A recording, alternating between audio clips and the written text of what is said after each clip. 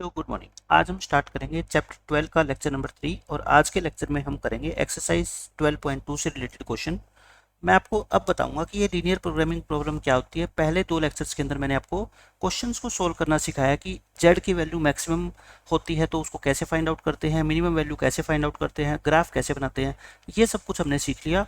और अब ये जो एक्सरसाइज है आपकी 12.2 12.3, इनमें वो ग्राफ बनाना तो आपको काम आए ही आएगा, साथ में आपको ये इन इक्वेशन कैसे बनाते हैं वो सारा कुछ मैं आपको सिखाऊंगा। लीनियर प्रोग्रामिंग प्रॉब्लम बच्चों चैप्टर का नाम है। मैं आपको एक एग्जांपल देके समझाता हूँ कि ये रियल लाइफ के अंदर ये टॉपिक कहाँ पे काम आता है।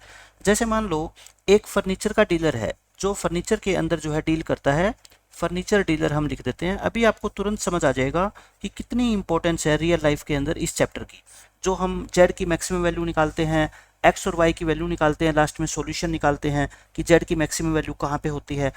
एक फर्नीचर का डीलर है, वो कहता है मेरे पास 50,000 रुपीज़ है इन्वेस्टमेंट करने के लिए। इन्वेस्टमेंट करने के लिए बच्चों उसके पास कितने रुपीज़ है?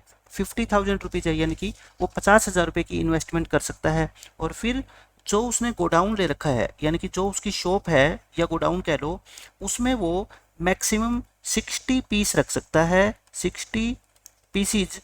और फर्नीचर का डीलर दो ही चीज़ों में डील करता है अपनी दुकान के ऊपर, या तो वो टेबल को सेल करता है और या फिर बच्चों किसको सेल करता है? चेयर को।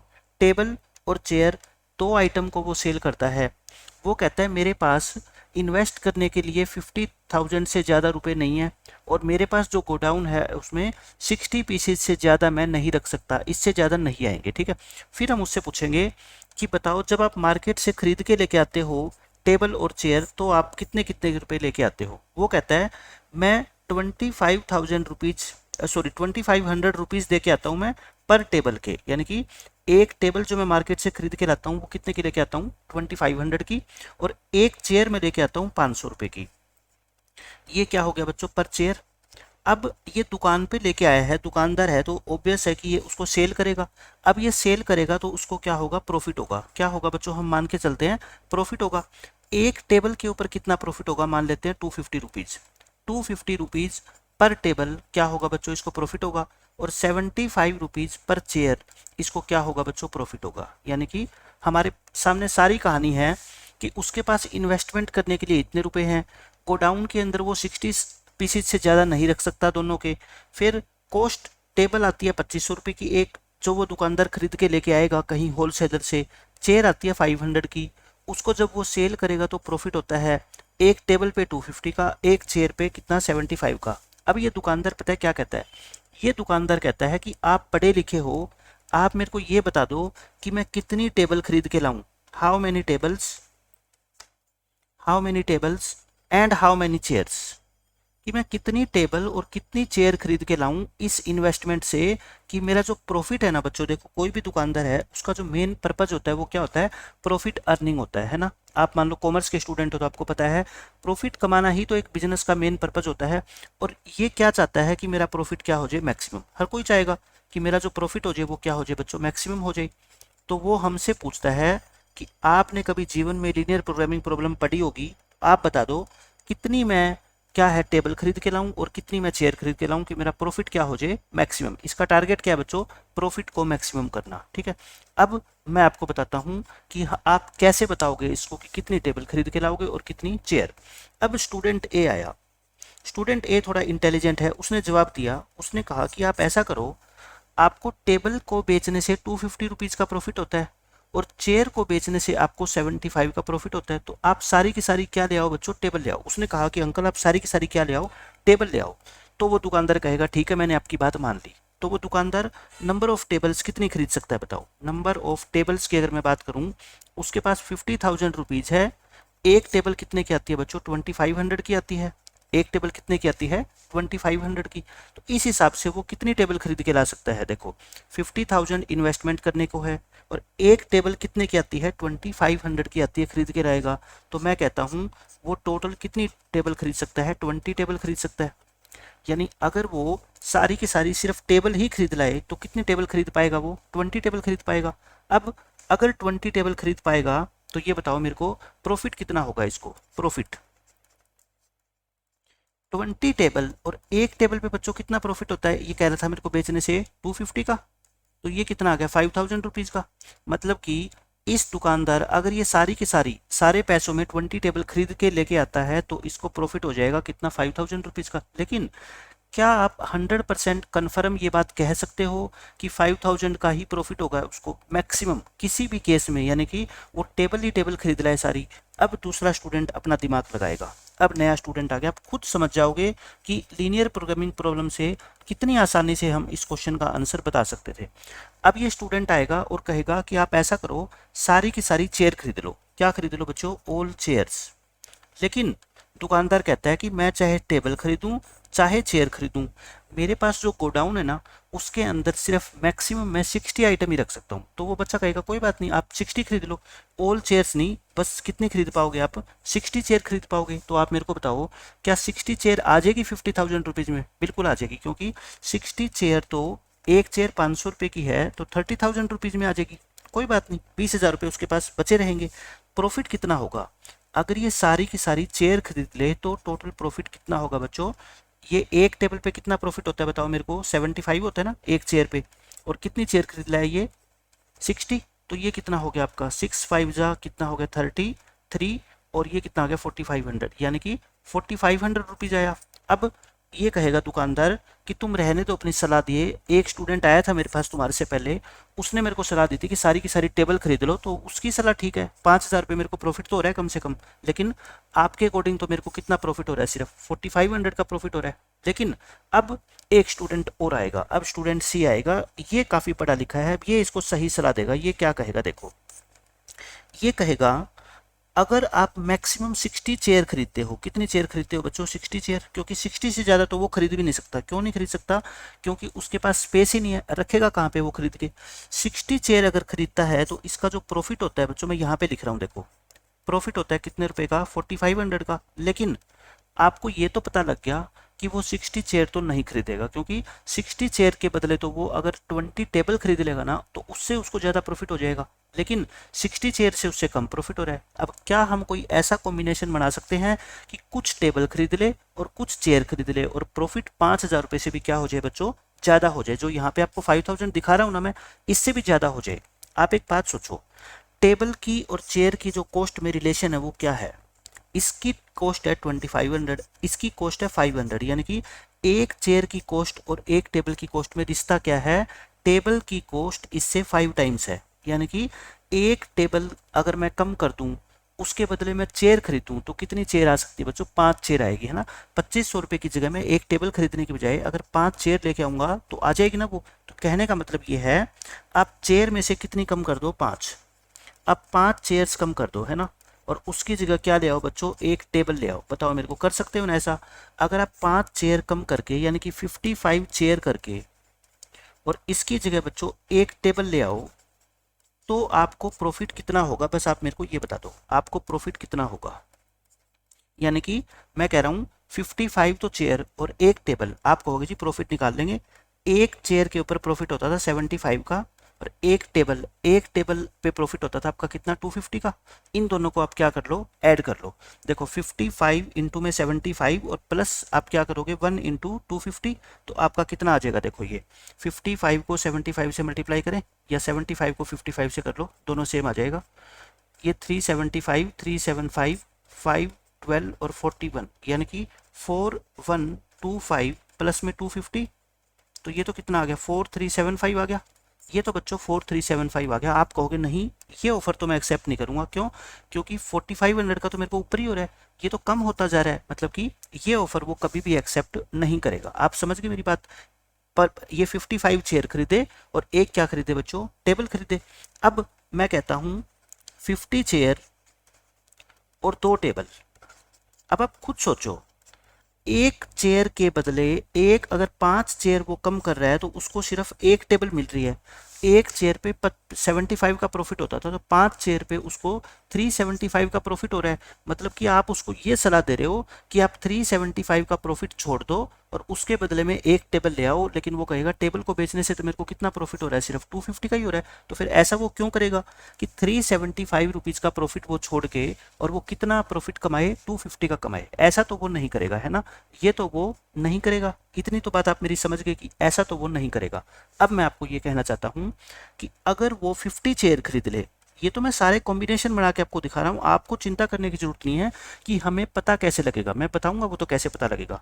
50 चेयर और 10 टेबल अगर वो खरीद लेगा, 50 चेयर और 10 टेबल खरीद लेगा, तो देखो क्या ये पैसे में खरीद भी सकता है? पहले तो ये देखो, एक चेयर कितने की आती थी, 500 की, है ना, एक चेयर बच्चों कितने की आती थी, 500 की, तो 50 चेयर कितने की आएगी, 25,000 की। 10 टेबल्स एक आती थी बच्चों कितने की, 2500 की, 10 टेबल्स आएगी कितनी, 25,000 की। ये दोनों मिला के कितने हो गए, 50,000, और उसके पास 50,000 रुपीज है इन्वेस्टमेंट करने को, मतलब कर सकता है। यहाँ पे जो उसको प्रॉफिट होगा ना, यहाँ पे जो उसको प्रॉफिट होगा कितना बच्चों, चेयर खरीदी उसने 50 और एक चेयर पे प्रॉफिट होता है 75 का, टेबल खरीदी उसने 10, एक चेयर पे प्रॉफिट होता है 250 का, तो ये कितना आ गया आपका, देखो 0, और ये आपका आ जाएगा 75 को 5 से मल्टीप्लाई कर लो, 375, और प्लस में कितना आ गया 2500, यानी कि 6250। देखो मैंने एक कॉम्बिनेशन ऐसा बना दिया कि सबसे ज़्यादा प्रॉफिट मेरे को दिखाई देगा, लेकिन आप ये सोचो वो कैसे दिमाग लगाएगा कि उसकी सारी की सारी लिमिटेशन कि वो इससे ज़्यादा पैसे भी नहीं खर्च कर सकता, 60 आइटम से ज़्यादा भी नहीं वो रख सकता अपने गोडाउन के अंदर, तो वो कैसे पता लगाए कि उसको 50 चेयर खरीदने और 10 टेबल खरीदने से ही मैक्सिमम प्रॉफिट होगा? तो मैं कहता हूँ अब हम उसको सिखाएंगे कि मैथमेटिकली इसको कैसे सोल्व करें। इसको कैसे सोल्व करेंगे बच्चों, मैथमेटिकली बस एक क्वेश्चन समझ लो और यूं लगा लो अब ये पूरा चैप्टर आपका खत्म हो जाएगा।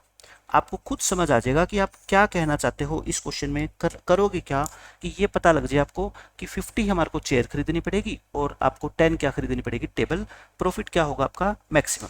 आपको क्या कहा गया है क्वेश्चन में कि इसकी जो इन्वेस्टमेंट कर सकता है ये, वो कितनी कर सकता है बच्चों, 50,000। यहाँ पे ये नहीं होता कि 50,000 उसको पूरी करनी है, मैक्सिमम, यानी कि ज़्यादा से ज़्यादा वो इतने रुपए की इन्वेस्टमेंट कर सकता है, कम से कम तो कितनी भी करवा लो उससे।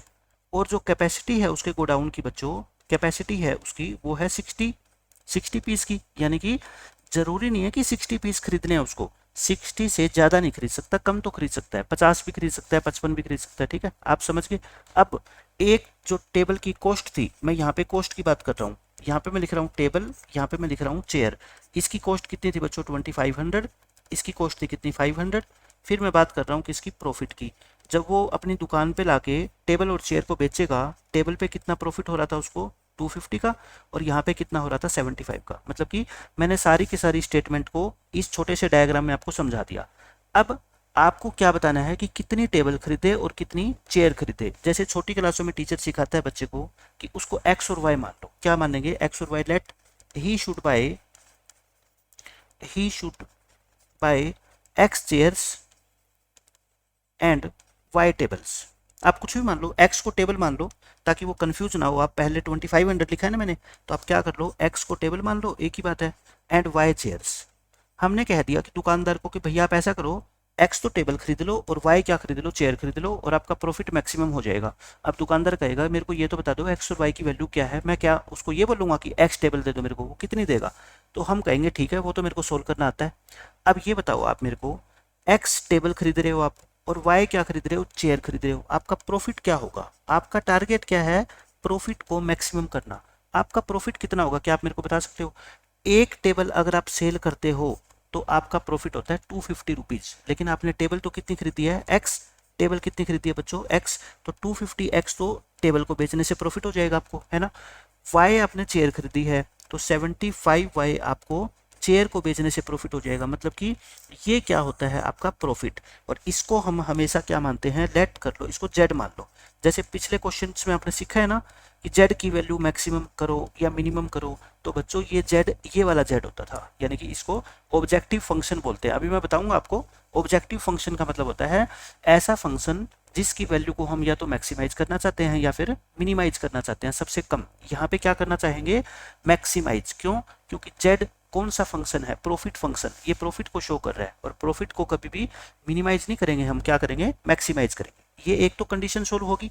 अब हम लिखते हैं बच्चों क्या, लिमिटेशंस। हम क्या लिखते हैं, लिमिटेशंस, या फिर इनको बोल दो रिस्ट्रिक्शंस, या फिर इनको बोल दो क्या, रिस्ट्रिक्शंस बोल दो या कंस्ट्रेंट्स बोल दो, है ना, मैथमेटिकल लैंग्वेज में बोलने तो इसको कंस्ट्रेंट्स। कंस्ट्रेंट्स का मतलब होता है आप किन किन चीज़ों का ध्यान में रखोगे कि आपको कितनी टेबल खरीद सकते हो, कितनी चेयर खरीद सकते हो। ये नहीं है कि आप कितनी भी टेबल खरीद लाओ, कितनी भी चेयर खरीद लाओ। क्यों, क्योंकि आपके पास बच्चों दो तरह की लिमिटेशन है। एक तो इन्वेस्टमेंट की, यानी कि आप ज़्यादा से ज़्यादा इन्वेस्टमेंट कितना कर सकते हो, 50,000 कर सकते हो। और एक आपके पास जो स्पेस है ना, कैपेसिटी जो है, या इसको स्पेस कह लो, एक स्पेस की भी लिमिटेशन है आपके गोडाउन में।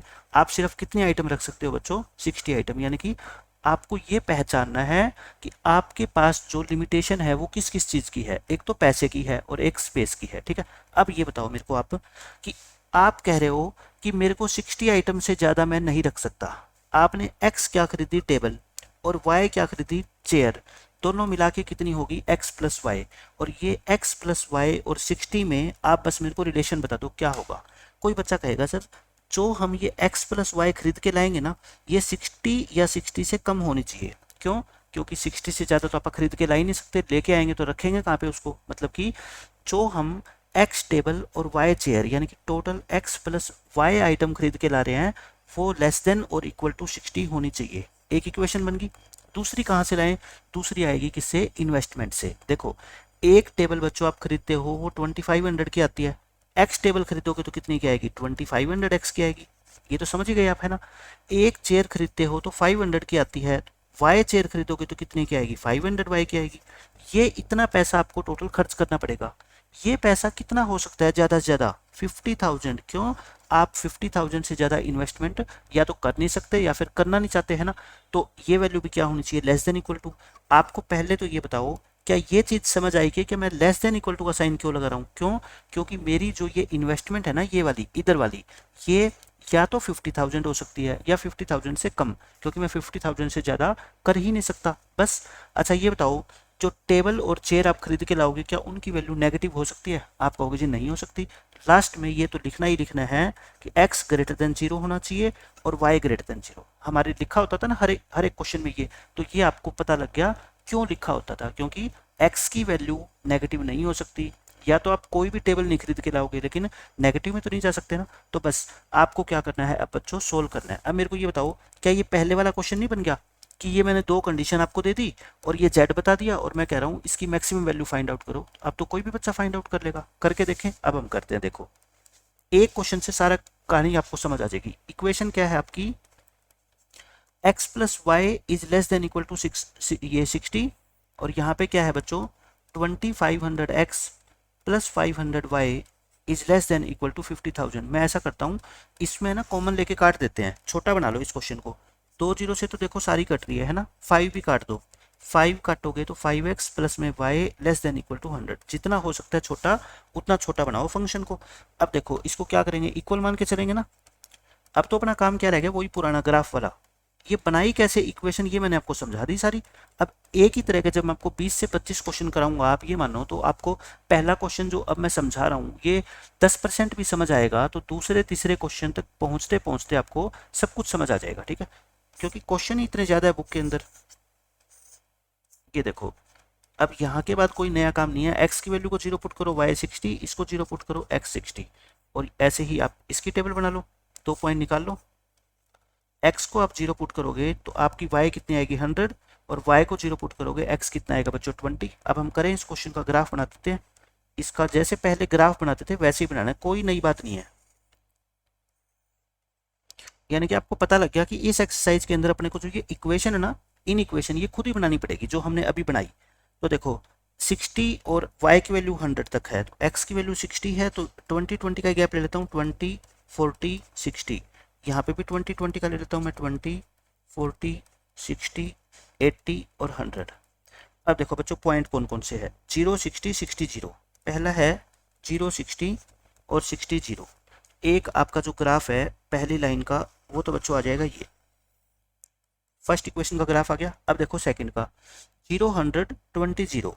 0 100 20 0, ये रहा 0 100 और ये रहा 20 0, इनको ज्वाइन कर दो। इनको आप ज्वाइन करोगे तो आपका ये ग्राफ आ जाएगा सेकंड लाइन का। अब मैंने क्या बता रखा है, पॉइंट पुट किया करो, फिर देखें x प्लस वाई की वैल्यू क्या है, लेस देन इक्वल टू 60, और यहाँ पे आपकी बच्चों 5x plus y less than equal to क्या है 100 है।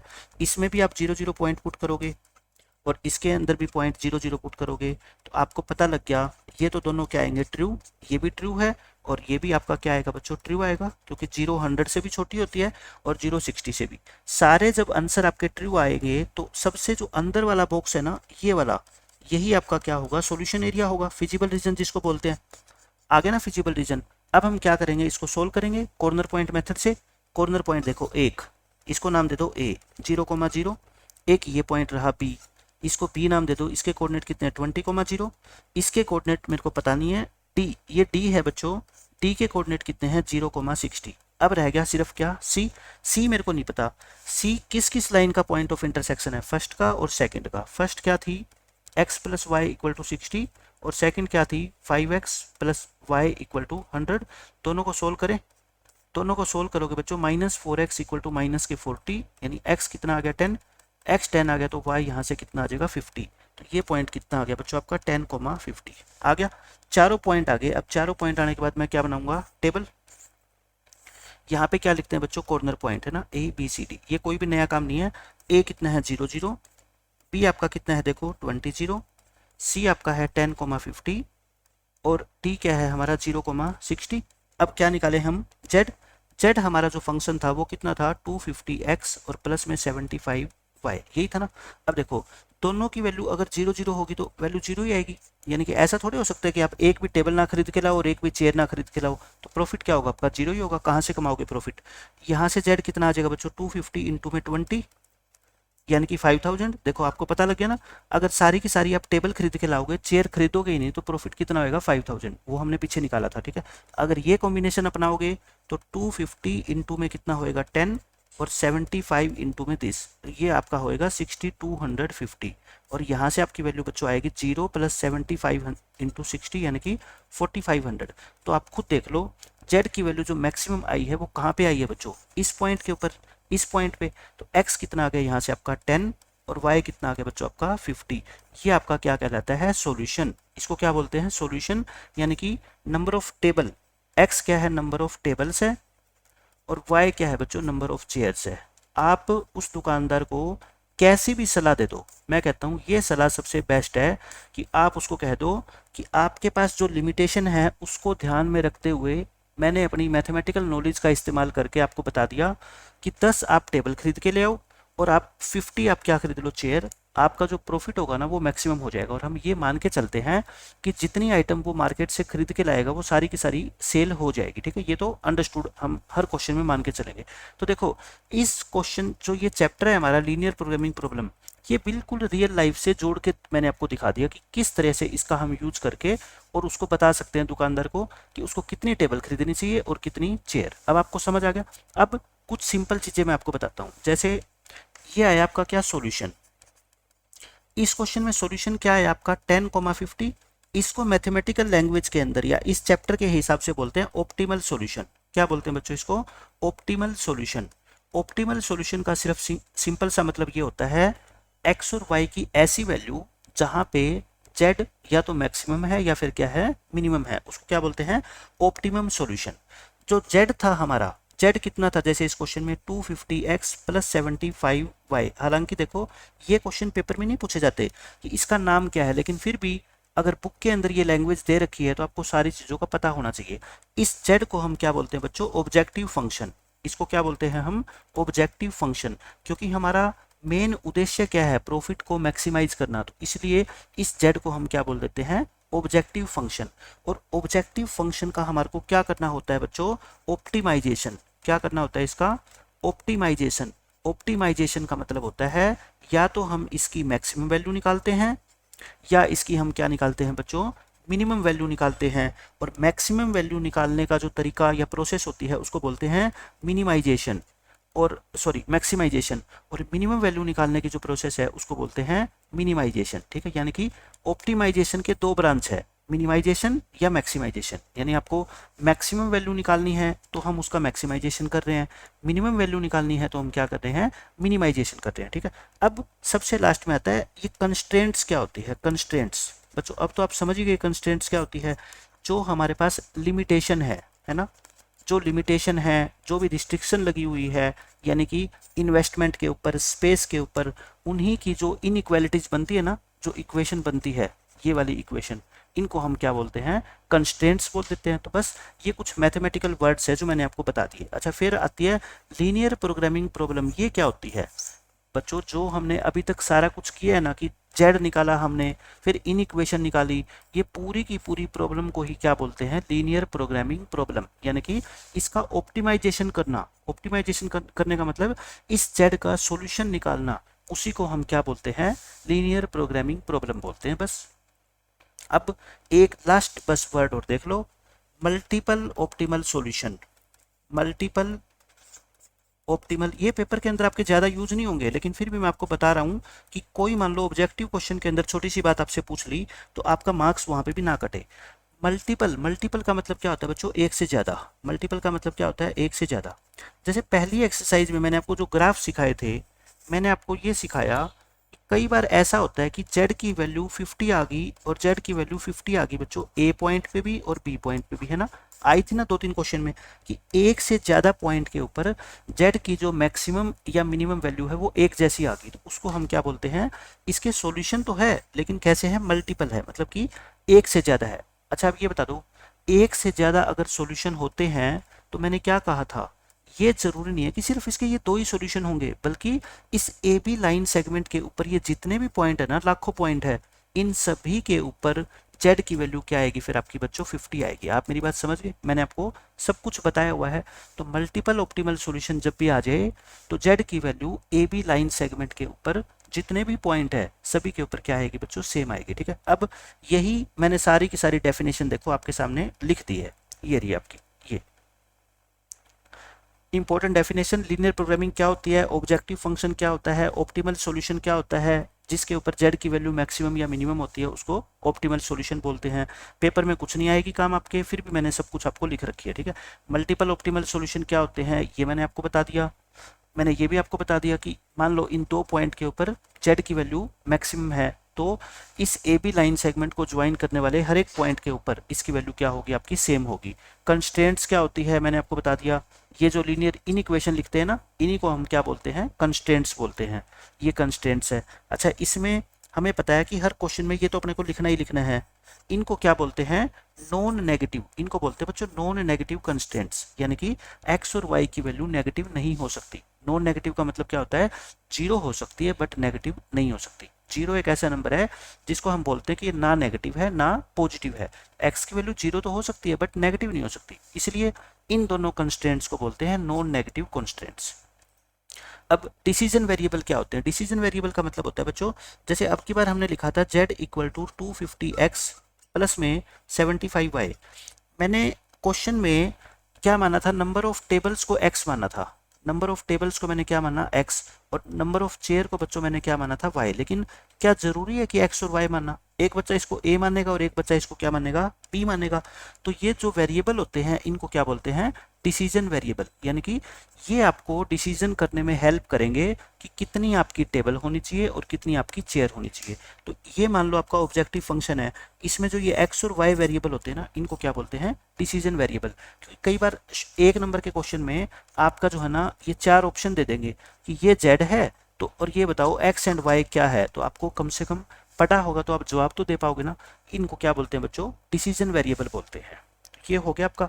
अब एक एलपीपी को सोल्व करने की प्रोसेस क्या है, ये प्रोसेस अभी आपको पढ़नी नहीं है, क्योंकि आपको ये पता है कि पहले क्वेश्चन को सोल्व करना सिखा दो और बाद में उसकी प्रोसेस समझा दो, वो ज़्यादा आसान होता है ना कि पहले मैं आपको सारा का सारा प्रोसेस बता दूं और आपको पता है ही नहीं कि क्वेश्चन को सोल्व कैसे करना पड़ेगा अपने को। ठीक है, तो मैं ये कहता हूँ इसको मत पढ़ना, लेकिन 2-3 क्वेश्चन जैसे ही मैं आपको सोल्व करा दूंगा ना, फिर इस पेज को आप देखोगे तो आपको सब कुछ समझ आ जाएगा।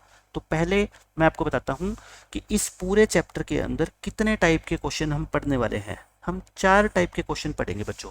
एक तो डाइट प्रॉब्लम पढ़ेंगे, एक मैन्युफैक्चरिंग से रिलेटेड हम प्रॉब्लम पढ़ेंगे, एक ट्रांसपोर्टेशन से संबंधित पढ़ेंगे, और फिर मिसलेनियस कुछ अलग अलग टाइप के क्वेश्चन, एक दो क्वेश्चन आपकी बुक में दे रखे हैं, मैं आपको सारे के सारे क्वेश्चन कराऊंगा। सबसे पहले क्या है आपकी डाइट प्रॉब्लम। देखो मैं आपको एग्जाम्पल देके समझाता हूँ डाइट प्रॉब्लम के अंदर कैसे क्वेश्चन आएंगे। डाइट प्रॉब्लम, पर एक क्वेश्चन आपको समझ आ गया ना, मैं कहता हूँ सारे के सारे क्वेश्चन, जैसे मैंने आपको वो फर्नीचर वाला क्वेश्चन समझाया, अब वो आपकी चीजें दिमाग में बैठ गई कि number of table plus number of chair, इसकी मैक्सिमम वैल्यू 60 हो सकती है, उससे ज्यादा नहीं हो सकती। मतलब कि हमने क्या लिखा था, x प्लस वाई मिला के 60 या 60 से लेस होगी। टोटल जो इन्वेस्टमेंट आप करके आए हो मार्केट के अंदर, वो आपके लेस देन इक्वल टू 50,000 हो गए। जैसे मान लो आपके पापा ने आपको 50,000 रुपये दे दिए और कहे कि जाओ टेबल और चेयर खरीद के लाओ, तो आप जो खरीद के लेके आओगे, वो पैसा जो खर्च करोगे वो 50,000 हो सकता है या उससे कम, ज़्यादा तो आपको खर्च करना ही नहीं है। डाइट प्रॉब्लम में क्या होता है बच्चों, एक दो तरह के मान लो खाना है, एक फूड का नाम है फूड पी और एक एक का नाम है फूड क्यू। इसको आप ऐसे समझ लो, अगर आपको इससे ऐसे नहीं समझ आता तो ये मान लो एग है, ये क्या है एग, और ये मान लो आप क्या है फिश है। मैं मान लेता हूँ ये दो तरह के फूड है जो आप मान लो किसी जानवर के लिए या किसी नॉनवेज, जो पर्सन सिर्फ नॉनवेज खाता है उसके लिए आप दो तरह के खाना खरीद के लेके आ रहे हो। मतलब पेशेंट के लिए, मान लो एक हॉस्पिटल के अंदर कुछ पेशेंट ऐसे हैं जो सिर्फ नॉनवेज खाते हैं, डॉक्टर सलाह देते हैं कि इसको फूड पी खिलाओ या फूड क्यू। फूड पी का मतलब उसका क्या है अंडे, फूड क्यू का मतलब क्या है फिश। अब पेशेंट के लिए डॉक्टर ने कहा है कि इसकी minimum nutritional requirement, minimum requirement of nutrients, nutrients इसको कम से कम कितने चाहिए वो डॉक्टर बताएगा।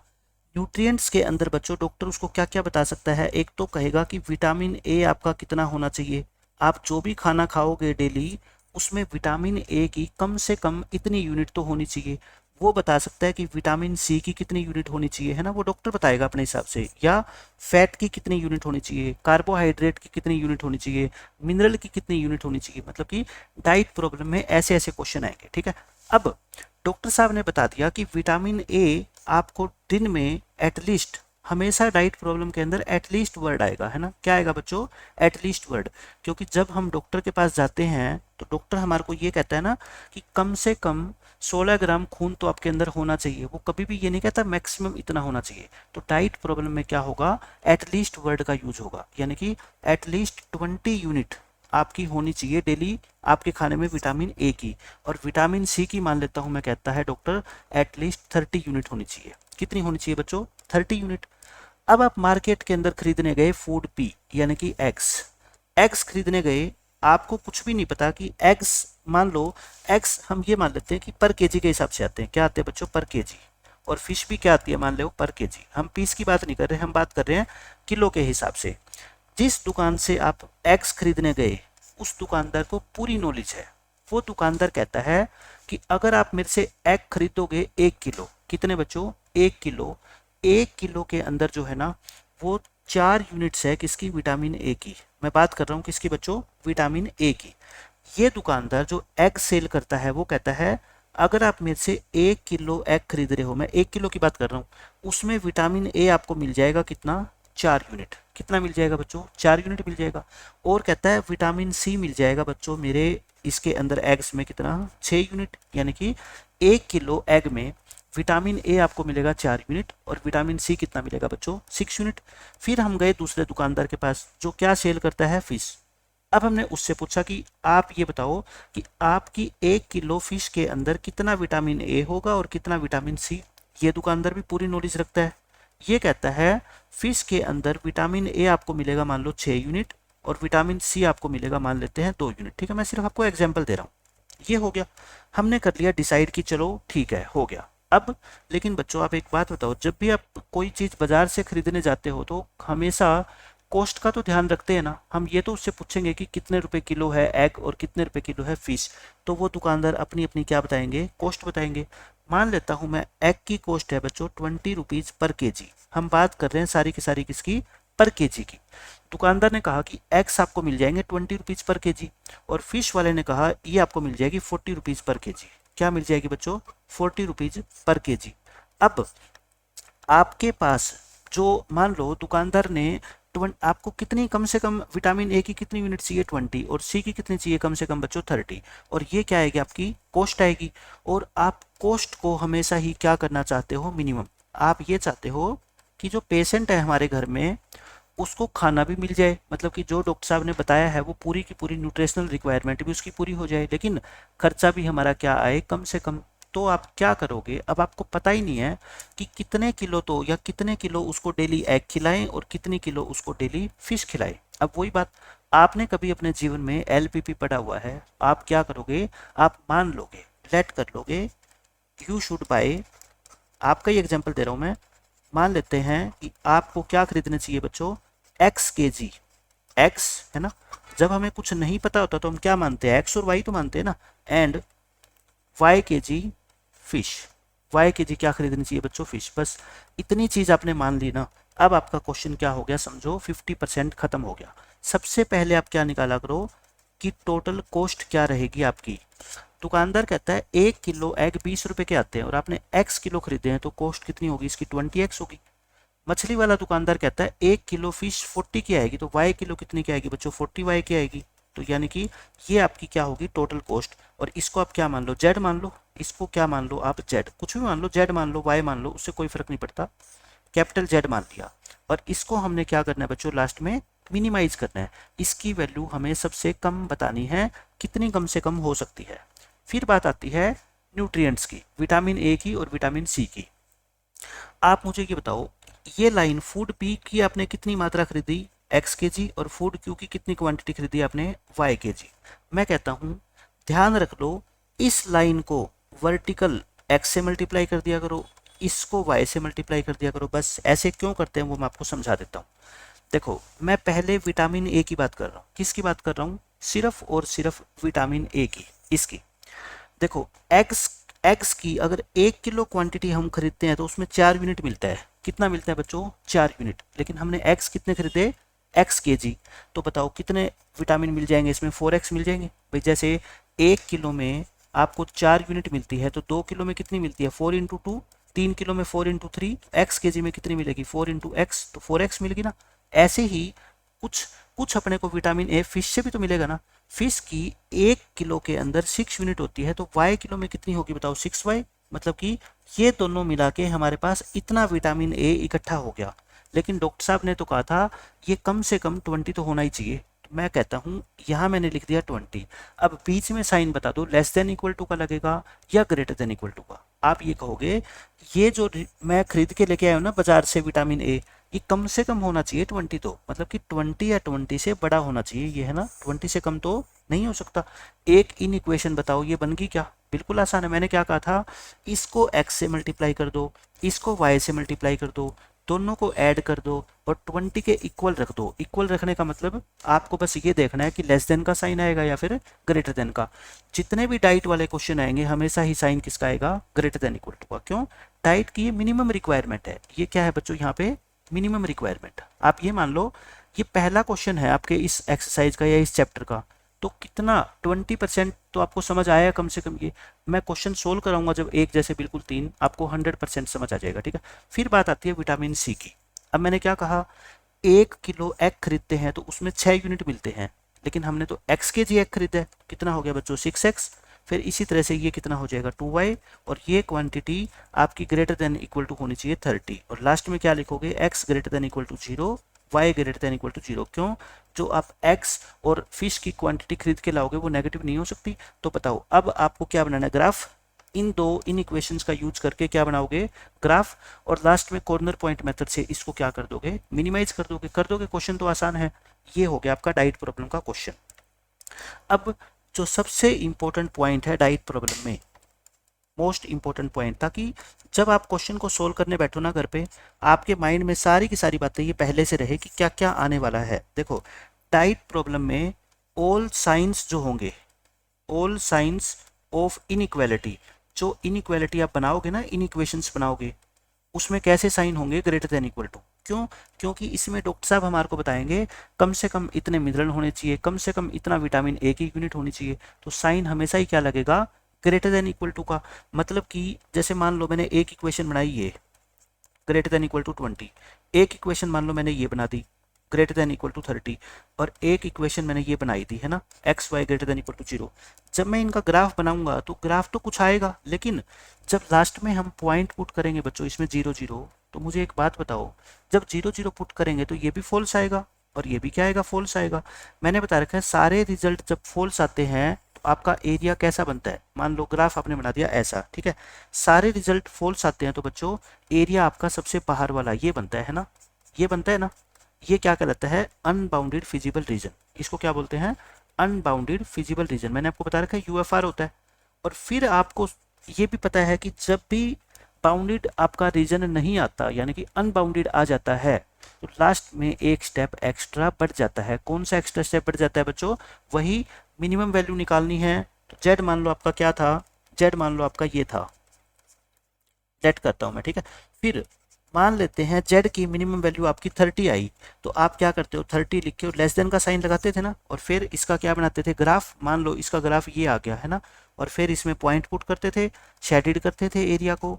इन दोनों एरिया के अंदर ये मान लो A1 है, ये मान लेते हैं A2 है। अगर इनमें कोई भी इंटरसेक्शन नहीं है तो यही वैल्यू क्या कहलाती है, आपकी मिनिमम वैल्यू। और डाइट प्रॉब्लम के अंदर जितने भी क्वेश्चन आएंगे सभी के अंदर जो एरिया आएगा वो क्या आएगा, अनबाउंडेड, अनबाउंडेड फिजिबल रीजन। क्योंकि ये बात आपके पहले ही दिमाग में होगी ना, तो आपको पता लग जाएगा कि एक स्टेप हमारे को एक्स्ट्रा करना ही करना है। क्यों आएगा अनबाउंडेड, क्योंकि सारे रिजल्ट क्या होंगे, फॉल्स। फॉल्स होंगे तो एरिया हमेशा ये ग्रीन वाला आएगा, और ये क्या कहलाता है, अनबाउंडेड। तो लास्ट में आपको एक स्टेप और करना है एक्स्ट्रा। लेकिन हर एक क्वेश्चन के अंदर A1 और A2 क्या आएगा, आपका 5 आएगा, क्या, इन ईच क्वेश्चन। हर एक क्वेश्चन के अंदर, ये तो बस आप रट लो, जितने भी डाइट प्रॉब्लम के क्वेश्चन है ना बच्चों, हर एक क्वेश्चन के अंदर ये दोनों एरिया के अंदर कोई भी इंटरसेक्शन पार्ट नहीं, कॉमन पार्ट नहीं आएगा। 100% कन्फर्म है। आपकी बुक में 3 क्वेश्चन है डाइट प्रॉब्लम के, 3 या 4, मैं सारे के सारे आपको एक साथ कराऊंगा, ठीक है। अपनी एक्सरसाइज जो 12.2 है उसमें एक एग्जाम्पल है आपका और 2 क्वेश्चन है, और उसके बाद जब हम मिसलेनियस क्वेश्चन करेंगे 2-3 क्वेश्चन उसमें है, तो 6 क्वेश्चन मान लो हम टोटल करेंगे बच्चों। आपको सब कुछ समझ आ जाएगा। और सबसे जो ज़्यादा पेपर के अंदर पूछे जाने वाला क्वेश्चन है ना, वो डाइट प्रॉब्लम का ही है। मोस्ट इंपॉर्टेंट क्वेश्चन यही है। और एक पहला क्वेश्चन मैं आपको समझा चुका हूँ, लेकिन कुछ भी अगर आपको उसके बारे में समझ नहीं आया ना, फिर भी कोई चिंता करने की जरूरत नहीं है। आगे जितने भी हम क्वेश्चन करेंगे उससे आपको सब कुछ समझ आ जाएगा। अब हम करते हैं अपने एग्जाम्पल से स्टार्ट। देखो बच्चों, अब हम एग्जाम्पल 6 करते हैं डाइट प्रॉब्लम के अंदर। आपको डाइट प्रॉब्लम वाले क्वेश्चन में बस एक ही चीज़ ध्यान रखनी है, आपको टेबल बना लेनी है। देखो ये टेबल एग्जाम के लिए जरूरी नहीं है, लेकिन अगर आप टेबल बना लोगे तो आपका क्वेश्चन इतना आसान हो जाएगा, बहुत ज़्यादा ईजी। इसके अंदर आपको टेबल के अंदर मान लो 2 फूड आपको तैयार करने हैं। हम मान लेते हैं कि एक फूड 1 है, एक मान लो फूड 1 है और एक फूड 2 है। उसको तो आप क्या लिख लेना बच्चों, हॉरिजेंटली, यानी कि फूड 1 और फूड 2 को तो यहाँ पे लिख लेना। फूड 1 और फूड 2 के अंदर आपको क्या क्या चाहिए, जैसे मान लो विटामिन ए चाहिए, आपको विटामिन सी चाहिए, या फिर मिनरल चाहिए, जो भी कुछ चाहिए वो आप यहाँ लिख लो। फूड 1 कितना मार्केट से परचेज करके लाओगे, उसको मान लेना x kg, इसको मान लेना कितना बच्चों, y kg। और बस आप इस पूरी लाइन को x से मल्टीप्लाई करना, इस पूरी लाइन को y से मल्टीप्लाई करना। इन दोनों को क्या कर देना बच्चों, ऐड, क्योंकि x और y की इक्वेशन को ऐड करोगे तभी तो बनेगी ना। और इक्वल टू रख देना, इसके इक्वल टू रखना है तो आपको ग्रेटर देन इक्वल टू रखना है या लेस देन इक्वल टू रखना है, ये आपको पता लगे क्या। अगर आपका डाइट प्रॉब्लम वाला कोई भी क्वेश्चन है तो आपको हमेशा साइन क्या लेना है, ग्रेटर देन इक्वल टू, क्योंकि हमारे को ये गिवन होगा क्वेश्चन में कि एटलीस्ट इतनी यूनिट हमारे को विटामिन ए की चाहिए। तो बस यही मैं आपको बताना चाहता हूँ। अब देखो क्वेश्चन स्टार्ट करते हैं। इस क्वेश्चन में बच्चों आपको ये कहता है, एक डाइटिशियन है जो उसकी इच्छा है कि वो 2 टाइप के फूड को मिक्स कर देगा। इस तरह से मिक्स करेगा कि vitamin contents of the mixer contain, कि जो वो मिक्सर तैयार होगा बनके उसमें एटलीस्ट 8 यूनिट तो होगी बच्चों विटामिन ए की, और 10 यूनिट्स किसकी होगी, विटामिन सी की। तो हम क्या करते हैं, टेबल बनाना स्टार्ट करते हैं। देखो 2 तरह के फूड है, एक को नाम दे रखा है इसने फूड 1 और एक को नाम दे रखा है इसने फूड 2। इतनी बड़ी स्टेटमेंट आपको जो दिखाई दे रही है ना, मैं इसको बिल्कुल छोटा कर दूंगा अभी। देखो इस टेबल के थ्रू यहाँ पे आप क्या लिखोगे बच्चों, फूड 1, और यहाँ पे आप क्या लिखोगे, फूड 2। इनका कोई भी नाम हो सकता है, फूड क्यू, फूड पी, ऐसे भी। और इनके अंदर आपको क्या क्या चाहिए, एक चाहिए क्वेश्चन के अकॉर्डिंग आपको विटामिन ए, और एक आपको चाहिए विटामिन सी। बस ये 2 चीज़ हमारे को चाहिए, तो मैंने दोनों चीज़ें लिख दी। अब आपको क्या गिवन होगा कि फूड 1 का जो हम 1 kg खरीद के लाएंगे मार्केट से, उसमें विटामिन ए की कितनी यूनिट होगी और विटामिन सी की कितनी होगी। फूड वन मान लो एग है और फूड टू मान लो क्या है, फिश है। इसमें कहता है फूड वन कंटेन्स 2 यूनिट्स पर केजी ऑफ विटामिन ए, यानी कि इस फूड वन, देखो फूड वन वाली लाइन को पकड़े रखो बस। इसमें पर केजी में 2 यूनिट तो किसकी है, विटामिन ए की, और 1 यूनिट पर केजी किसकी है, विटामिन सी की। मतलब कि 1 यूनिट यहाँ पे लिखोगे, फूड वन वाली लाइन को छोड़ना मत आप, ठीक है। अब फूड टू पे आ जाओ, इसमें विटामिन ए की 1 यूनिट है 1 केजी में, और इसकी सी की कितनी है बच्चों, 2 यूनिट है। ये लिख दिया। अब मार्केट से हम ये खाना खरीद के लेके आएंगे तो इसकी क्या आएगी बच्चों, कॉस्ट आएगी, cost per KG. Food one जो है ना वो आता है 50 पर केजी एंड ये आता है बच्चों 70 पर केजी, यानी कि इसकी कॉस्ट है 50 रुपीज़ पर केजी और इसकी कॉस्ट है 70 रुपीज़ पर केजी। अब मैं आपको बताता हूँ, आपको आगे क्वेश्चन पढ़ने की एग्जाम में ज़रूरत नहीं है। हर क्वेश्चन में एक ही बात पूछी जाएगी कि कितना फूड वन हम मार्केट से खरीद के लाएं और कितना फूड टू खरीद के लाएं, कि ये रिक्वायरमेंट भी हमारी पूरी हो जाए विटामिन ए और सी की, और जो हमारी कॉस्ट है ना वो भी क्या हो जाए बच्चों, मिनिमम हो जाए। तो बस आप क्या लिखोगे, लेट ही शुड परचेज, ये जो डाइटिशियन है इसको क्या क्या परचेज करना चाहिए, let he should buy x के जी ऑफ फूड वन। मैंने आपको बताया था ना, पहली वाली इसको मान लिया करो एक्स के जी बाय करेंगे और इसका मान लो आप वाई के जी बाय करेंगे, and Y K ji of food two according to question. पहले लिखेंगे हम टोटल कॉस्ट, इनकी कॉस्ट क्या आ जाएगी बच्चों आपकी, देखो ये 1 किलो 50 का आता है तो x किलो कितने का आएगा, 50x का। ये 1 किलो 70 का आता है तो y के जी कितने का आएगा, 70y का। इस टोटल कॉस्ट को क्या बोलते हैं हम, मान लो z मान लिया इसको, कोई भी वेरिएबल नाम दे दो, हमने क्या मान लिया इसको z, और ये हमारा ऑब्जेक्टिव फंक्शन आ गया बच्चों। ये क्या आ गया, ऑब्जेक्टिव फंक्शन, और इसको हमें क्या करना है, लास्ट में मिनिमाइज करना है। लिखा भी हुआ है क्वेश्चन के अंदर, आप पढ़ लो। कहता है formulate this problem as a linear programming problem to minimise the cost of such a mixture. इसने तो सिर्फ आगे सॉल्यूशन नहीं पूछा हमारे से, कहता है बस फॉर्मुलेट करके दिखा दो, मतलब कि ये जेड निकाल के बता दो और हमारे को वो लिमिटेशन बता दो क्या क्या होगी इन इक्वेशंस। लेकिन मैं कहता हूँ पेपर के अंदर पूरा क्वेश्चन आएगा, वो आपसे ये पूछेगा कि फूड वन कितना केजी खरीदें और फूड टू कितना केजी खरीदें, कॉस्ट हमारी क्या हो जाए, मिनिमम हो जाए। ये मैं आपको पूरा क्वेश्चन सोल्व करके दिखाऊंगा, ठीक है। ये हो गया आपका मिनिमाइज करना है। अब हम लिखेंगे बच्चों इससे नेक्स्ट स्टेप में क्या, कंस्ट्रेंट्स। कंस्ट्रेंट्स कह लो या इसको क्या कह लो आप, लिमिटेशन कह लो, रिस्ट्रिक्शन कह लो, एक ही बात होती है। यानी कि हमारी क्या क्या पाबंदियां हमारे ऊपर लगी हुई है। देखो हम पहले किसकी बात करते हैं बच्चों, विटामिन ए की। विटामिन ए इस फूड वन के 1 केजी के अंदर 2 यूनिट है, एक्स केजी में कितना होगा बच्चों, 2x हो जाएगा। ऐसे ही विटामिन ए इस फूड टू की 1 किलो के अंदर 1 यूनिट है तो y केजी में कितनी होगी, y यूनिट होगी, 1 इंटू वाई।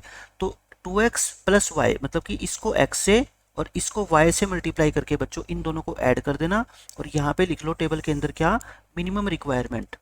ये लिखो चाहे ना लिखो, लेकिन मैं क्यों लिख रहा हूँ, ताकि मेरे को ऊपर वाली स्टेटमेंट बार बार ना पढ़नी पड़े। 8 यूनिट तो मिनिमम इसकी चाहिए हमारे को, 10 यूनिट किसकी चाहिए बच्चों, सी की चाहिए। तो देखो 2x प्लस वाई, मैं क्या लिखूंगा कंस्टेंट्स में, 2x प्लस वाई, और ये 8 चाहिए कम से कम, यानी कि इसकी value greater than equal to 8 होनी चाहिए। ये क्या होगा फिर बताओ, x plus 2y greater than equal to 10, x plus 2y। मैंने कहा था ना मेरे हिसाब से टेबल बनाओगे ना, पूरे चैप्टर का कोई भी क्वेश्चन आपको मुश्किल नहीं लगने दूंगा, क्योंकि मैं सिर्फ आपको ये बात बता रहा हूँ। इसको x से मल्टीप्लाई कर दिया करो, इसको y से, दोनों को ऐड कर दो। ऐड करके आपको बस ये देखना है कि इस 8 के लेस देन इक्वल टू रखें या ग्रेटर देन इक्वल टू रखें, वो मैं आपको समझा ही दूंगा। फूड वाले जितने भी क्वेश्चन आएंगे ना वहाँ पे क्या रखेंगे, ग्रेटर देन इक्वल टू रखेंगे। तो बस क्वेश्चन खत्म। अब लास्ट में एक लाइन तो आपको लिखनी है कि x y greater than equal to क्या होना चाहिए, 0। ये जो क्वेश्चन आपको दे रखा है ये क्वेश्चन यहीं पे खत्म हो गया। लेकिन पेपर के अंदर जो क्वेश्चन आएगा वो ये पूछेगा कितने केजी फूड एक्स खरीदते हैं और कितने केजी फूड वाई, यानी कि आपको इसको अब क्या करना है, आगे सोल्व करना है। अब हम क्या करते हैं, इसको सोल्व करते हैं, सॉल्यूशन करते हैं इसका ग्राफिकली। हाँ, अगर पेपर के अंदर मान लो हो सकता है 3 नंबर के अंदर क्वेश्चन आ जाए, वो कह दे कि बस पूरा सोल्व नहीं करना, आपको फॉर्मुलेट करके दिखाना है, तो इतना ही छोड़ देना, ठीक है। लेकिन 6 नंबर में आएगा तो फिर हम पूरा सोल्व करेंगे, ग्राफिकली सोल्व करते हैं। उसके लिए हम क्या करते हैं बच्चों, फिर वही एक ही तरीका है इसका। इस इक्वेशन का क्या बनाएंगे, ग्राफ बनाएंगे इक्वल मान के। कोई भी नई बात अब इस क्वेश्चन में आने वाली है नहीं, जो हम पहली एक्सरसाइज में कर चुके हैं ना वो सारी की सारी रिपीट होनी है। और डाइट प्रॉब्लम में मैंने आपको बताया था हमेशा ही जो फिजिबल रीजन होगा वो कैसा बनेगा, अनबाउंडेड, क्योंकि सबका आंसर क्या आएगा, फॉल्स आएगा। देखो x को 0 पुट करो, y 8, y को 0 पुट करोगे x 4। पॉइंट बनाना कोई मुश्किल है ही नहीं आपके लिए। x को 0 पुट करोगे y 5 और y को 0 पुट करोगे x कितना आएगा आपका 10। अब हम क्या करते हैं, ग्राफ बना लेते हैं इसका। इसका बच्चों बनाएंगे हम ग्राफ।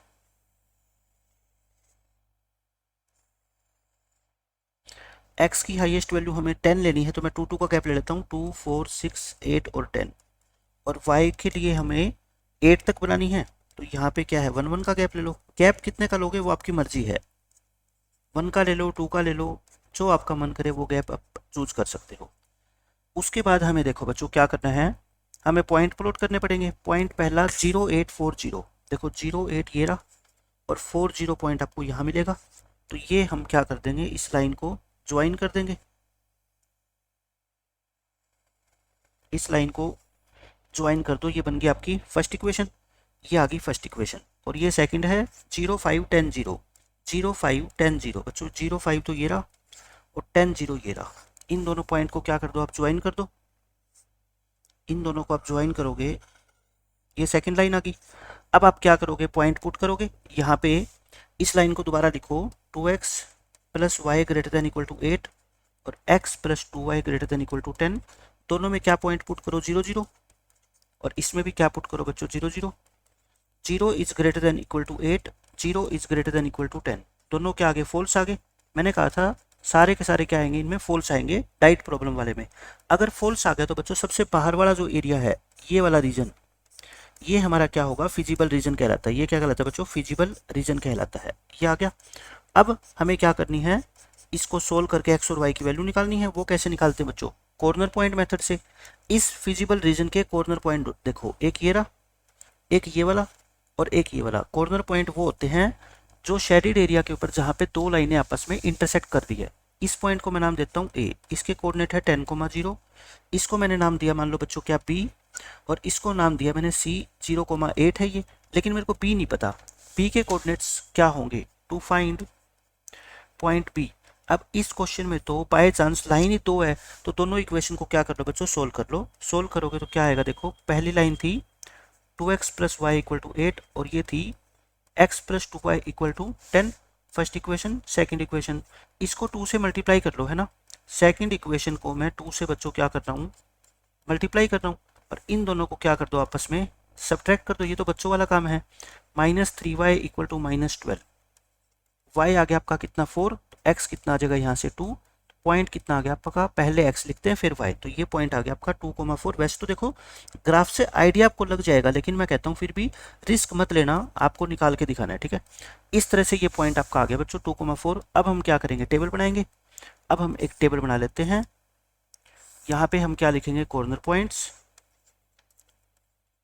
कॉर्नर पॉइंट्स ए के कोऑर्डिनेट है 10,0, बी के कोऑर्डिनेट्स है 2,4 और सी के कोऑर्डिनेट है 0,8, और जेड हमारा क्या था, ऑब्जेक्टिव फंक्शन। देखो जो कॉस्ट हमने निकाली थी 50x प्लस 70y, बच्चों ये कितनी थी हमारी, 50x प्लस में 70y, इसके ऊपर निकालो जेड कितना आएगा, x की वैल्यू 10 पुट करो तो 500 और y तो 0 है ही।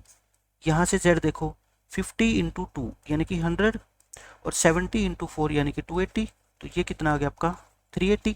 यहाँ से जेड निकालो 50 इंटू 0, 70 इंटू 8, 70 इंटू 8 करोगे 560। तो आप खुद देख लो कॉस्ट मिनिमम कहाँ पे आ रही है, ये वाली कॉस्ट है इस पॉइंट के ऊपर। यानी कि फूड x आपको खरीदना चाहिए बच्चों क्या 2 kg और फूड y आपको खरीदना चाहिए कितना 4 kg। आपके क्वेश्चन का आंसर 100% ये आएगा। लेकिन अगर ये क्वेश्चन 6 नंबर में आ गया और आपने इतना करके छोड़ दिया तो एग्जामिनर आपको 4 या 4.5 मार्क्स देगा मैक्सिमम, क्योंकि एक कॉन्सेप्ट को आप भूल गए कि जो ये रीजन है ये आपका अनबाउंडेड है, अनबाउंडेड फिजिबल रीजन। जब भी अनबाउंडेड फिजिबल रीजन आए तो आपको पता है ये फिक्स नहीं होता कि ये जो मिनिमम वैल्यू आपको दिखाई दे रही है ये वास्तव में मिनिमम वैल्यू है। हालांकि अब हम पूरी एक्सरसाइज में, पूरे चैप्टर में जितने भी क्वेश्चन करेंगे ना, जहाँ पे रीजन अनबाउंडेड आएगा वहाँ पे सबके अंदर वो वैल्यू मिनिमम या मैक्सिमम होगी, पक्का होगी। लेकिन अपने को सोल्व तो करके दिखाना है ना। अपने को क्या करना है बच्चों, सोल्व। लास्ट स्टेप अब हम और करेंगे। ये तो एक फॉर्मेलिटी है, हमारा आंसर तो आ चुका है, ठीक है। लास्ट स्टेप में बच्चों हम क्या करते थे, जो जेड होता था ना 50x प्लस 70y, और जो मिनिमम वैल्यू हमारी यहाँ से निकली है कितनी 380, यहाँ से कितनी निकली है 380, इसको क्या करेंगे हम बच्चों less than equal to put करेंगे क्योंकि मिनिमम वैल्यू है, और इसका हम क्या बनाएंगे ग्राफ, इसका क्या बना देना बच्चों आप ग्राफ बना देना। और इस ग्राफ का जो शेडेड एरिया होगा ना, और जो पहले वाला ये शेडेड एरिया है ग्रीन कलर का, इनमें कोई भी इंटरसेक्शन नहीं होना चाहिए। तो देखो करते हैं प्रूफ कि इंटरसेक्शन है या नहीं। अच्छा एक तो क्या कर दो, इसको छोटा कर लो, इक्वेशन को 0 हटा दो, सबको तीनों टर्म को बच्चों 10 से क्या कर दो डिवाइड कर दो, ऐसा कर सकते हैं। अब आप ये ना करना कि x को 0 पुट कर दो तो y निकाल लो, y को 0 पुट करो x निकाल लो, क्यों, इससे आपका आंसर डेसिमल में आ जाएगा, तो डेसिमल से बचो। तो कोई जरूरी थोड़ी है कि हमारे को वही फॉलो करना है, इक्वल टू मान लो इसको, है ना, लेट कर लो 5x plus 7y equal to 38। तो 5x कितना आ जाएगा यहाँ से बच्चों आपका 38 माइनस 7y। हमें तो 2 पॉइंट चाहिए, आपका जो मन करे ना आप वो 2 पॉइंट निकाल लो, ठीक है। मैं तो आसानी से निकाल सकता हूँ, मेरे को दिमाग में आ गया कि y को मैं -1 पुट कर देता हूँ। वो इसलिए पुट करूंगा क्योंकि ये माइनस माइनस प्लस हो जाएगा फिर, और 38 प्लस 7 कितने होते हैं 45, 45 पूरा पूरा 5 से डिवाइड हो रहा है, ठीक है। तो x कितना आएगा फिर आपका 38 प्लस 7 बाई 5 यानी कि 9 आ जाएगा। तो पॉइंट कितना आ गया बच्चों 9 कोमा -1, ये आ गया। अब एक और देखो y की वैल्यू, अब की बार y की वैल्यू देखो, मेरे को y ऐसा पुट करना है, मैं 38 में से 7y को माइनस कर दूं तो वो 5 से क्या हो जाए डिवाइड हो जाए, ठीक है। y को आप देखो बच्चों 4 पुट कर दो क्योंकि 7 4 जा कितना होता है 28, y को 4 पुट कर दो, x कितना आएगा 38 माइनस 28 बाई 5 यानी कि 2। तो पॉइंट कितना आ गया आपका 2,4, ये 2 पॉइंट आ गए। इनको ग्राफ पे प्लॉट करो 9 कोमा -1 और 2,4, बच्चों 9 और -1 भी लेना पड़ेगा ना आपको। ये रहा 9 कोमा -1 पॉइंट, देखो कहाँ पे होगा, ये रहा 9 इसके बीच में, और ये कितना है बच्चों -1, यानी कि ये पॉइंट हो गया आपका 9 कोमा -1। और फिर 2,4, 2,4 देख लो आपका पॉइंट कहाँ पे होगा, ये रहा 2, और ये यहाँ पे आपको मिलेगा बच्चों कितना 4, ये 2,4 ही तो है, ये पॉइंट आपका बच्चों क्या था 2,4 ही था ना, और एक ये पॉइंट आपका आ गया, ये वाला पॉइंट। इन दोनों को क्या करो ज्वाइन करो, लेकिन ज्वाइन करोगे ध्यान रखना लाइन कैसे आनी चाहिए डॉटेड, क्योंकि ये लेस देन का सिंबल था उसमें, ठीक है। डॉटेड लाइन आ गई बच्चों, ये डॉटेड लाइन, देखो मेरे पास स्केल नहीं होता और मेरे को उल्टा चलना पड़ता है, इसलिए ड्राइंग पे मत जाना, मैं आपको कॉन्सेप्ट 100% क्लियर कर दूंगा। आपके हाथ में स्केल होगा, ग्राफ पेपर होगा, आपको कोई दिक्कत आने वाली है नहीं। ये हो गया। अब हम क्या करेंगे इसका शेडेड एरिया, देखो इसके अंदर पॉइंट पुट करेंगे हम क्या 0 0, तो ये 0 इज लेस देन 380, ये तो क्या आएगा बच्चों ट्रू आएगा, ये ट्रू आएगा। तो इसका मतलब क्या हुआ कि इसका जो शेडेड एरिया होगा वो कैसा होगा, देखो ये डॉटेड लाइन का ऐसा होगा ना, ओरिजिन की तरफ। फर्स्ट क्वाड्रेंट की बात कर रहा हूँ मैं, तो फर्स्ट क्वाड्रेंट की बात कर रहा हूँ, तो बच्चों ये हटा दो, ये क्या कर देना इधर वाला हटा देना, ये वाला हटा दो, ठीक है। ये फर्स्ट क्वाड्रेंट में आ गया। अब आप मेरे को बताओ क्या आपको कहीं लग रहा है कि ये जो ब्लू वाला एरिया है ये A1 नाम दे देता हूँ मैं इसको, इसको मैं क्या नाम दे देता हूँ बच्चों A2। इन दोनों में कोई इंटरसेक्शन है, कोई भी नहीं है। A1 और A2 में इंटरसेक्शन क्या है आपका 5 है, तो मैंने बताया था ना अगर इंटरसेक्शन 5 आ गया तो ये वैल्यू आपकी जो दिखाई दे रही है ना मिनिमम, ये मिनिमम ही है। सो हम लिख देंगे लास्ट में, हम बच्चों क्या लिख देंगे, so Z is minimum, Z is minimum at 0.24 है ना, यानी कि x की वैल्यू कितनी आ गई बच्चों 2 और y की वैल्यू कितनी आ गई 4। दैट इंप्लाइज x को हमने क्या माना था कि उस डाइटिशियन को फूड x की कितनी क्वांटिटी खरीदनी चाहिए, तो हम लास्ट में लिख देंगे ही should bye 2 kg of food 1 and 4 kg of food 2। बस ये अपना क्या आ जाएगा क्वेश्चन का आंसर आ जाएगा। अब देखो सेकंड क्वेश्चन बच्चों आपका, यानी कि एक्सरसाइज का ये एक्सरसाइज 12.2 है ये, और उसका फर्स्ट क्वेश्चन है। 3 क्वेश्चन है आपके डाइट प्रॉब्लम के, एक एग्जाम्पल और 2 इसके अंदर क्वेश्चन है फर्स्ट और 9th। मैं ये तीनों आपको बता देता हूँ। सॉल्यूशन वही बिल्कुल सेम, यहाँ पे डाइटिशियन की जगह नाम क्या दे दिया रेशमा, वहाँ पे फूड 1 फूड 2 थे, यहाँ पे क्या आगे फूड पी और फूड क्यू आगे, बस कोई फर्क नहीं है।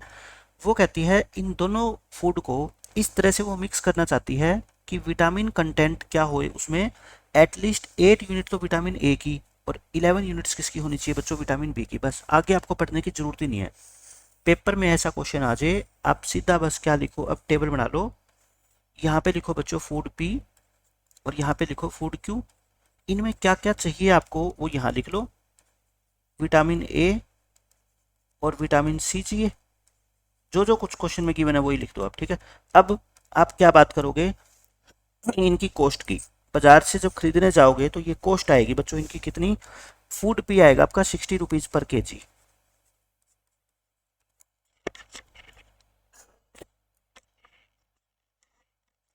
और इसी तरह से बच्चों फूड क्यू कितना है आपका 80 रुपीज पर केजी, वो लिख लो। अब हम बात करेंगे दुकानदार से, जब हम पूछेंगे कि बताओ आपके फूड के अंदर 1 किलो के अंदर कितनी कितनी यूनिट होगी विटामिन ए की और विटामिन सी की, वो दुकानदार हमारे को क्या क्या बताएगा। देखो फूड पी कंटेन्स 3 यूनिट पर केजी ऑफ विटामिन ए, मतलब फूड पी वाली लाइन को छोड़ना मत, इसको पकड़े रखो। इसमें ए के सामने 3 यूनिट लिख दो और पी के सामने कितना लिख दो बच्चों 5 यूनिट। अब फूड क्यू जो दुकानदार सेल कर रहा है उसके पास हम जाएंगे, वो क्या बताएगा मेरे 1 केजी फूड में 4 यूनिट तो होगी बच्चों विटामिन ए की और 2 होगी किसकी विटामिन बी की। तो बस आपको determine the minimum cost of the mixture, मतलब कि मिनिमम कॉस्ट क्या होगी आपको ये बताना है, तो बता देंगे। तो क्या पहले तो क्या करेंगे, लेट रेशमा है लड़की है शी लिख देते हैं, let she should buy x kg of food P and y kg. अब तो आपको इन क्वेश्चंस की हैबिट हो जाएगी कि कैसे लिखना है ऑफ फूड क्यू। अब आप मेरे को ये बताओ सबसे पहले हम क्या लिखते हैं ऑब्जेक्टिव फंक्शन यानी कि टोटल कॉस्ट। इस लाइन को हमेशा x से मल्टीप्लाई करना है, इसको y से वर्टिकली, ठीक है। ये कितना होएगा आपका 60x, ये कितना होएगा 80y, इसको क्या मान लो z मान लो। ये हमारा आ गया क्या ऑब्जेक्टिव फंक्शन, और इसको क्या करना है अपने को मिनिमाइज, टू मिनिमाइज, यानी कि लास्ट में हमारे को इसकी मिनिमम वैल्यू देखनी है जैसे पिछले क्वेश्चन में देखी थी। अब हम क्या लिखेंगे बच्चों कंस्ट्रेंट्स, अब हम लिखेंगे क्या लिमिटेशंस या कंस्ट्रेंट्स लिख दो। मैंने एक ही बात बता रखी है आपको कि अब तो ज़्यादा आपको सोचना है ही नहीं, सिर्फ आपको क्या करना है बच्चों इसको x से मल्टीप्लाई करके इसको y से मल्टीप्लाई करके दोनों को ऐड कर दो और यहाँ पे क्या लिख दिया करो मिनिमम रिक्वायरमेंट, यानी कि कितनी कितनी आपको मिनिमम रिक्वायरमेंट है। 8 यूनिट तो विटामिन ए की और 11 यूनिट बच्चों विटामिन सी की, तो लिख दो 3x plus 4y is greater than equal to 8। क्या हो जाएगा ये 3x plus 4y is greater than equal to 8। और ऐसे ही आपकी ये होएगी 5x plus 2y is greater than equal to 11, 5x plus 2y is greater than equal to 11 और लास्ट में बच्चों x y greater than equal to 0। ये तो आपको लिखना ही लिखना है, ठीक है। ये तो होगी फॉर्मुलेशन, यानी कि हमने फॉर्म कर दी एक मैथमेटिकल लीनियर प्रोग्रामिंग प्रॉब्लम। अब हम इसका क्या करेंगे सोल्व करेंगे, इसको सोल्विंग ग्राफिकली। सोल्व करने के लिए आप समझ गए कि मैं क्या बनाऊंगा, टेबल बनाऊंगा फिर ग्राफ। अब मैं आपको सोल्व करके बच्चों नहीं दिखाऊंगा क्योंकि मैं इतने ग्राफ आपको सिखा चुका हूं ना कि इसमें कोई नई बात है ही नहीं, ये तो उनसे भी छोटा है। हमने तो 3-3 4-4 इक्वेशन वाले ग्राफ सोल्व कर लिए, इसमें तो कितनी 2 इक्वेशन है ना, सोल्व कर लेंगे पहले क्वेश्चन की तरह। लेकिन मैं टेबल बना के आपको दिखा देता हूँ ताकि आप जब सोल्व करो तो कोई भी चीज़ आप मैच करना चाहो तो यहाँ से मैच कर सको। 5x plus 2y is equal to 11। तो अब मेरे को यहाँ पे ये दिख रहा है इस टेबल के अंदर कि मैं दोनों को 0 0 नहीं पुट करूँगा। जैसे x को 0 पुट करोगे तो y 2 आ जाएगा, लेकिन बच्चों y को 0 पुट करोगे ना x की वैल्यू फ्रैक्शन में आ जाएगी। और मैं कहता हूँ फ्रैक्शन या डेसिमल से मैथ्स में जितना हो सकता है बचने की कोशिश करो, क्योंकि स्टूडेंट ज़्यादातर क्या करते हैं मिस्टेक करते हैं, तो वो मिस्टेक अवॉइड करो। इस प्लस 4y को इधर ले जाओ। आप बस मेरे को ये बता दो कि y की वैल्यू को आप क्या पुट करो कि 8 में से 4y माइनस करने पे वो 3 से डिवाइड हो जाए, है ना, यानी कि ऐसा कर लो। अब y की वैल्यू देखो पॉजिटिव पुट करोगे तो 1 पुट करोगे 2 पुट करोगे, है ना, बात बनेगी नहीं। आप क्या करो नेगेटिव पुट कर लो। आप y की वैल्यू को -1 ले लो। मेरे को दिख रहा है जैसे ही मैं y को -1 पुट करूंगा तो ये 4 हो जाएगा, है ना। और ये 12/3 और 12/4 3 कितना होता है 4, x 4 आ जाएगा अपना और y कितना है -1। देखो इस तरीके से आप 2 पॉइंट निकाल सकते हो। इसी तरह से यहाँ पे निकाल लो आप x और y। इसके अंदर भी मैं क्या करता हूँ आपको सोल्व करके दिखा देता हूँ। देखो 5x इक्वल टू 11 माइनस के 2y, तो x कितना आएगा बच्चों 11 माइनस के 2y डिवाइड बाय 5। अब आप बताओ मेरे को कि आप y को क्या पुट करोगे। एक तो मैं y को 3 पुट कर देता हूँ क्योंकि मेरे को दिख रहा है 3 2 जा 6 होता है। ये तो बहुत छोटी इक्वेशन है ना, हम तो मैथ में बड़ी बड़ी इक्वेशन को सोल्व कर देते हैं। ये आ गया 1, x आ जाएगा आपका बच्चों 1, तो y कितना पुट करोगे आप 3। अब देखो y को और आप क्या पुट कर सकते हो नेगेटिव वैल्यू पुट कर दो। -2 पुट कर दूं अगर मैं y को, अगर मैं y को बच्चों -2 पुट कर देता हूँ तो x कितना आएगा देखना, ये माइनस माइनस प्लस हो जाएगा ना। 15 को 5 से डिवाइड करोगे तो x कितना आएगा 3। तो ये मैंने आपको टेबल बना दी उसके बाद आपका काम वही पहले वाला है। टेबल के अंदर मैं आपको सिर्फ ये सिखा रहा हूँ कि फ्रैक्शनल वैल्यू जरूरी नहीं है कि हम इन्वॉल्व करें, बिना फ्रैक्शन के भी हम क्वेश्चन को आसानी से सोल्व कर सकते हैं। अब देखो आपका क्वेश्चन नंबर 9 बच्चों, इसी एक्सरसाइज का हम एक जैसे क्वेश्चन एक ही साथ करेंगे। इसमें भी यही है कि एक डाइट है, उसके अंदर कम से कम 80 यूनिट होनी चाहिए विटामिन ए की और 100 यूनिट होनी चाहिए किसकी बच्चों, मिनरल की। अब की बार विटामिन सी की जगह क्या आ गया, बस मिनरल आ गया और कोई भी फर्क नहीं है। तो हम टेबल बना लेते हैं पहले ही। दो तरह के फूड होंगे, यहाँ पे विटामिन ए और बी की जगह या ए और सी की जगह विटामिन ए और मिनरल आ गया, बाकी कोई भी फर्क नहीं है। यहाँ पे फूड 1 को F1 नाम दिया गया है, यानी कि फूड F1, और इसको नाम दे दिया गया है फूड F2। नाम अलग अलग हो सकते हैं लेकिन कॉन्सेप्ट हमारा क्या है, सेम रहेगा। अब यहाँ पे हमें चाहिए क्या क्या, एक तो चाहिए इसके लिए बच्चों विटामिन ए, और एक हमारे को चाहिए क्या, मिनरल्स। देखो कम से कम यहाँ पे लिख लिया करो इस टेबल के अंदर ही मिनिमम रिक्वायरमेंट।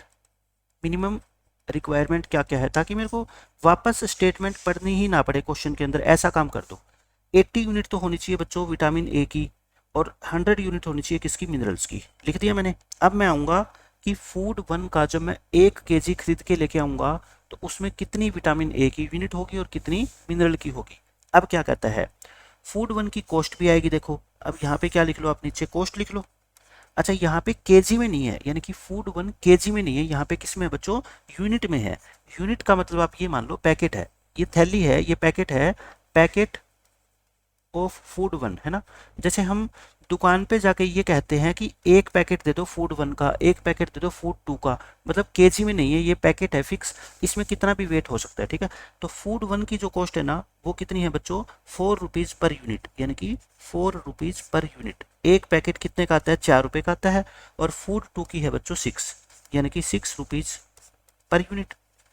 ये टोटल कॉस्ट हमारी आ जाएगी, यहाँ से निकाल लेंगे। अब मैं क्या करूँगा, इसके मैं एक्स यूनिट खरीदूंगा, अब की बार केजी की जगह क्या है, यूनिट है, ठीक है। और इसकी मैं क्या खरीदूंगा बच्चों, वाई यूनिट।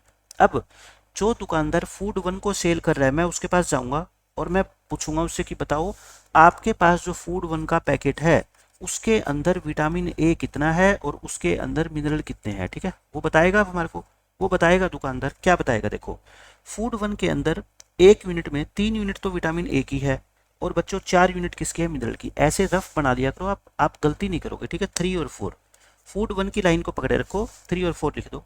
ऐसे ही हम दुकानदार दूसरे के पास जाएंगे जो फूड 2 को सेल कर रहा है, वो कहेगा 6 यूनिट विटामिन ए की है और 3 यूनिट किसकी है, मिनरल की, तो 6 और 3 लिख दो बस।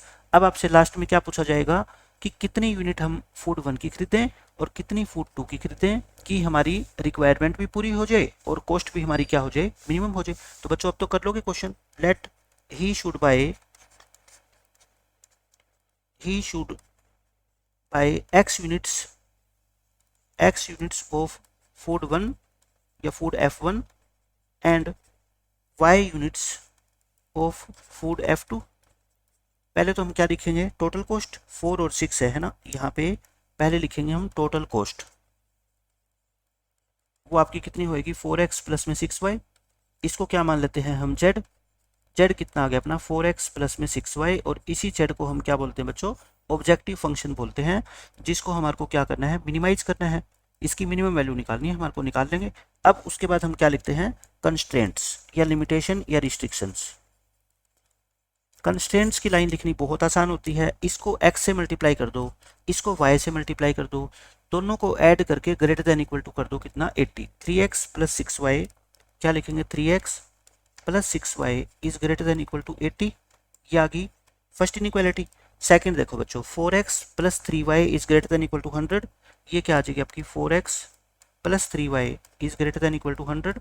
और लास्ट में आपको ये तो लिखना ही लिखना है कि x y greater than equal to 0, क्योंकि जो खाना हम खरीद के लाएंगे उसकी यूनिट्स नेगेटिव नहीं हो सकती, 0 हो सकती है लेकिन नेगेटिव नहीं हो सकती, इसलिए नॉन नेगेटिव कंस्ट्रेंट्स को ऐड करना कभी भी मत भूलना। अब हम क्या करेंगे, टेबल बनाएंगे। अब हम करेंगे क्या बच्चों, सोल्विंग ग्राफिकली। वही बात मैं टेबल बना के आपको दिखा देता हूँ, उसके बाद आपको खुद सोल्व करना है सारा क्वेश्चन। ग्राफिकली सोल्व करेंगे तो लेट करेंगे हम 3x प्लस 6y को 80 मानेंगे, और बच्चों हम यहाँ पे 4x प्लस 3y को कितना मानेंगे, 100 मान लेंगे। अब यहाँ पे भी वही बात है कि हम जीरो जीरो पुट करेंगे तो दोनों 80 ना तो 3 से डिवाइड होता ना 6 से डिवाइड होता, तो फिर ऐसा कोई बेनिफिट है नहीं। इसलिए आप क्या कर लो बच्चों, एक वैल्यू निकाल लो। x की वैल्यू कितनी आ गई, 80 माइनस 6y डिवाइड बाई 3, ये हो जाएगा 80 माइनस 6y डिवाइड बाई 3 हो जाएगा। और यहाँ से आप जो है x की वैल्यू निकालोगे तो 100 माइनस 3y डिवाइड बाई 4 हो जाएगा। मैं नेक्स्ट पेज पे कर रहा हूँ। x कितना है, 80 माइनस 6y बाई 3, x है आपका 80 माइनस के 6y डिवाइड बाई 3, ये है। अब इसके अंदर आप पुट कर लो y को, देखो आप कितना पुट करोगे। इसके अंदर ना एक वैल्यू डेसिमल में आएगी। उसका कारण ये है कि ये 6 देखो पूरा पूरा डिवाइड हो रहा है 3 से, लेकिन 80 नहीं होता। तो मतलब कि y को आप कुछ भी पुट करोगे ना तो वो क्या है, x आपका फ्रैक्शन में आए ही आएगा, उससे कोई फर्क वैसे पड़ेगा नहीं। क्यों? क्योंकि आपके पास ग्राफ है, ग्राफ से अब क्या है वो पॉइंट कम से कम, जैसे मान लो आप ग्राफ के ऊपर यहाँ 1 लोगे, यहाँ 0 है, यहाँ 1 है, और आपको 1/3 प्लॉट करना है, तो क्या बात होगी, इसके 3 हिस्से बना लो, है ना। और ये पॉइंट होगा आपका, यहाँ होगी x की वैल्यू कितनी, 1/3। तो एक आइडिया तो आपको लेना है, वो आप ले सकते हो। अब y को आप क्या पुट करोगे, देखो y को आप मान लो 10 पुट करते हो या 11 पुट करते हो, 12 पुट करते हो, कितना भी पुट कर दो। मैं मान लो y को 10 पुट कर देता हूँ। x कितना आएगा बच्चों, 80 माइनस 60/3 यानी कि 20/3। और 20/3 का मतलब क्या होता है बच्चों, लगभग 6.3। ये क्या है, अप्रोक्सीमेट वैल्यू है 6.3। 6.3 ग्राफ के ऊपर प्लॉट करना कोई बड़ी बात है नहीं, ठीक है। तो आपका पॉइंट क्या आ जाएगा, 6.3, 10, है ना, ये आ गया। अब आप एक पॉइंट और निकालो। अब आप y की वैल्यू को क्या पुट कर दो, मान लो आप कितना पुट करोगे, देखो आपने पुट कर दिया कितना, 10, 11, 12 पुट, इतना बड़ा तो मत जाओ, आप छोटी पुट कर लो, 8 पुट कर लेते हैं। मान लो y को 8 पुट करो तो 8 6 होता है 48 डिवाइड बाय 30, तो ये आएगा आपका 32 डिवाइड बाय 3 यानी कि 10.6 मान लो, है ना। लगभग कितना आ जाएगा बच्चों, ये 10.6। x कितना आ गया आपका 10.6 और y कितना आ गया आपका 8। तो ये 2 पॉइंट आ गए, ये मैंने आपको निकाल के दिखा दिए। अब बात आती है इस सेकंड इक्वेशन की।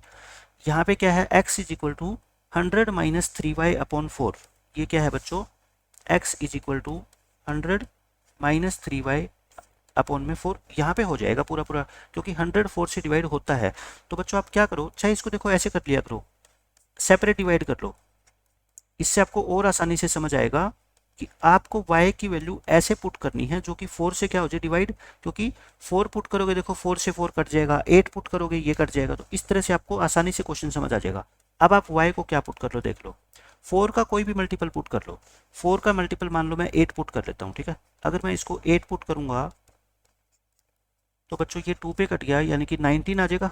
x मेरा कितना आ जाएगा 19, तो पॉइंट कितना आ गया 19,8, ये आ गया एक पॉइंट। अब एक पॉइंट और निकाल लो, एक तो y को क्या पुट कर दो, 0 ही पुट कर दो। अब की बार y को क्या पुट कर दो, आप 0 पुट कर दो। अगर 0 पुट करोगे तो x कितना आएगा बच्चों 25, तो पॉइंट कितना आ गया 25,0।